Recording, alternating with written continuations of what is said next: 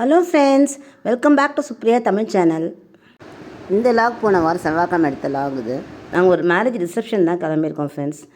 கடலூர் போகிறோம். கடலூர் பக்கத்தில் தான் ரிசப்ஷன். அது வாணிச்சிதான் கடலூர் பார்த்திங்கன்னா 25 கிலோமீட்டர்ஸ் இருக்கும் ஃப்ரெண்ட்ஸ். சரி, 2 வீலர்லேயே போகலான்னு சொல்லிட்டு கிளம்பியிருக்கோம். ஈவினிங் டைம் ஒரு 6 o'clock தான் கிளம்புனோம் வீட்டிலேருந்தே.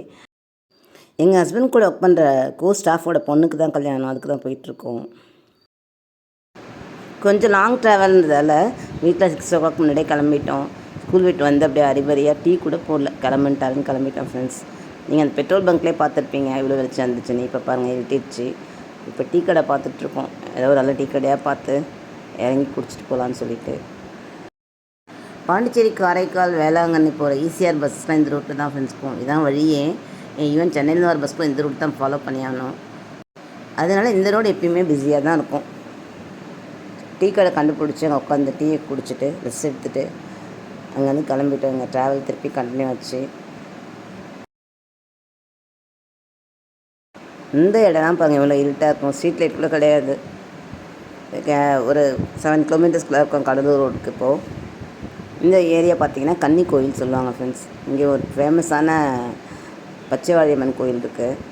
இந்த கோயிலுக்கு எப்போ கடலூர் போனாலும் நாங்கள் வராமல் போக மாட்டோம் ஃப்ரெண்ட்ஸ். சரி, அங்கே போய் சாமி பார்த்துட்டு போகலாம். இன்றைக்கி செவ்வாய்க்கிழமை வர இல்லைங்களா, விசேஷமாக ஒரு அம்மன் கோயிலில் பார்த்துட்டு போகலான்னு வந்தோம் ஃப்ரெண்ட்ஸ். எப்போ இந்த வழியாக போனாலும் போக மாட்டோம் ஃப்ரெண்ட்ஸ். கோயில் பார்க்காம சாமி பார்த்துட்டு அங்கே வந்து கிளம்பிட்டோம் ஃப்ரெண்ட்ஸ். அப்போ தான் எங்கள் ஹஸ்பண்ட் சொன்னார், கல்யாணம் வந்து ஜெனிகா ஃபார்ம் ஹவுஸ், மண்டபம் எதுவும் பேர் போடல, பத்திரிக்கையில் ஜெனிகா ஃபார்ம் ஹவுஸ் தான் கொடுத்துருக்காங்க. உச்சிமேடுங்கிற இடத்துல.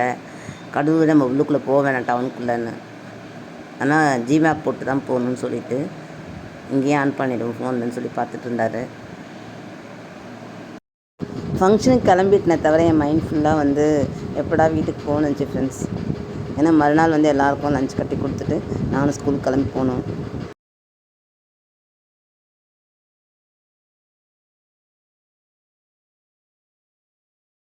அதனால் சாமி கும்பிட்டு கொஞ்சம் கூட உட்கார விடல. ஜிமேப் போட்டு கிளம்புங்க போகலான்னு சொல்லிவிட்டு கிளம்பிட்டோம் ஃப்ரெண்ட்ஸ்.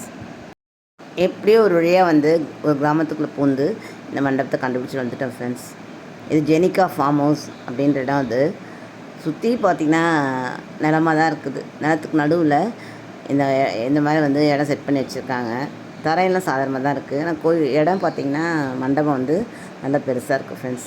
ஒரு 2 கிலோமீட்டர்ஸ்க்கு முன்னாடியே லைட் செட்டிங் பண்ணிட்டாங்க. நாங்கள் ஆனால் வழி தெரியாமல் எல்லாத்தையும் கேட்டுட்டு வேறு வழி வந்துட்டோம் போலருக்கு. இது வந்து பார்க்கிங் ஏரியா. இதுவே நல்லா பிரம்மாண்டமாக இருந்துச்சு ஃப்ரெண்ட்ஸ். 4 பக்கமும் சுற்றி இந்த மாதிரி லைட் போட்டு கொஞ்சம் பார்க்க வித்தியாசமாகவே இருந்துச்சுன்னு சொல்லலாம். ஆனால் இவ்வளோ வெஹிக்கிள்ஸும் வந்து விடுற மாதிரி டவுனில் வந்து கண்டிப்பாக வந்து மண்டபம் கிடைக்காது ஃப்ரெண்ட்ஸ். இடம் பத்தாமல் தான் இருக்கும்.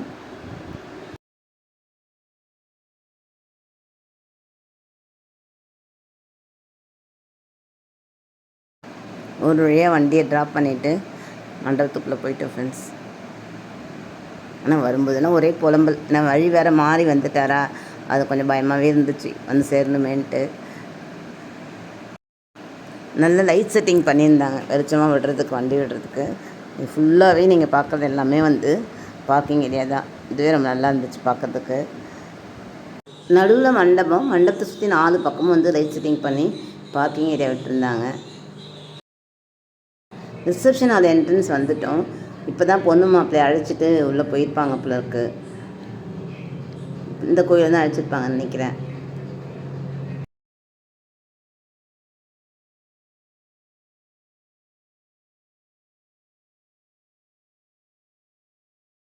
இப்போ நீங்கள் பார்த்தது பேரலல் சைடில் 4 பக்கமும் அந்த மண்டபத்தை சுற்றி இருக்கு. 4 பக்கமுமே லைட் செட்டிங் பண்ணி வண்டி விட்டுருக்காங்க ஃப்ரெண்ட்ஸ். பார்க்க ரொம்ப அழகாக இருந்துச்சு.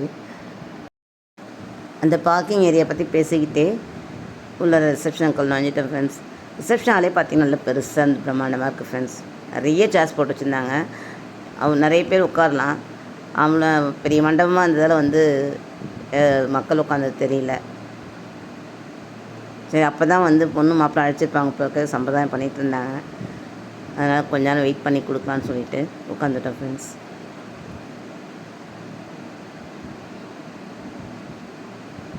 அதுக்கப்புறமா கிட்டே போய் பொண்ணையும் மாப்பிளையும் ப்ளஸ் பண்ணிவிட்டு வெளியில் வந்துட்டோம் ஃப்ரெண்ட்ஸ்.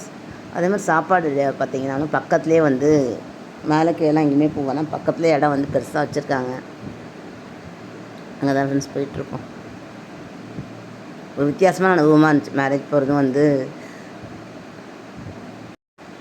ஃபுட்டும் பார்த்திங்கன்னா நல்லா வெரைட்டியாக வச்சுருந்தாங்க ஃப்ரெண்ட்ஸ், நிறைய ஐட்டம் இருந்துச்சு.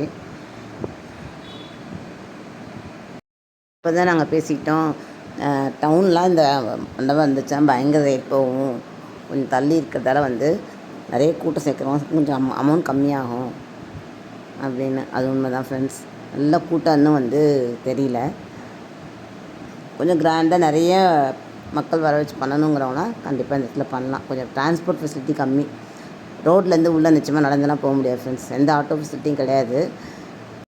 அப்புறம் சாப்பிட்டு அங்கே வந்து கைக்குள்ள வெளியில் வந்து அவரோட ஃப்ரெண்ட்ஸு ஸ்டாஃப் கொஞ்சம் பேசிகிட்டு இருந்தார். அந்த கேப்லேயே கொஞ்சம் ஐஸ்கிரீம் சாப்பிட்ற வேலையை முடிச்சிட்டோம். அப்படியே கிளம்ப வேண்டியது தான். போகும்போது வழி ஒழுங்காக கேட்டுக்கோங்கன்னு சொன்னதால் அங்கேயும் ஒரு சார்கிட்ட கேட்டார். நாங்கள் வந்து நியர் கடலூர் போயிட்டு அப்புறம் திருப்பி இது வந்த வழி வந்திருக்கோம் போல இருக்குது. பேக் சைடில் வந்து ஏதோ ஒரு கிராமத்துக்குள்ளே போந்து வந்த மாதிரி இருந்துச்சு. அதனால் போகும்போது கரெக்டாக போகணும்னு சொல்லிட்டு கேட்டு கிளம்பணும் ஃப்ரெண்ட்ஸ். இப்போ இங்கேருந்து லைட் செட்டிங் பண்ணியிருக்காங்க. இது மெயின் ரோட்டில் போய் விட்டுட்டோம் போல இருக்குது. இந்த வழி போகும்போது இந்த வழி நாங்கள் வரல, அதனால இந்த வழியை இப்போ காமிக்கிறேன். ஆனால் சின்ன நோனாங்குப்பம், பெரிய நோனாங்குப்பம் 2 ஸ்டாப்பிங் இருக்குது. அந்த நோனாங்குப்பத்துக்குள்ளே இது ஒரு 2 கிலோமீட்டர்ஸ் வரும் போல இருக்குது, கடலூர் பார்டரில்.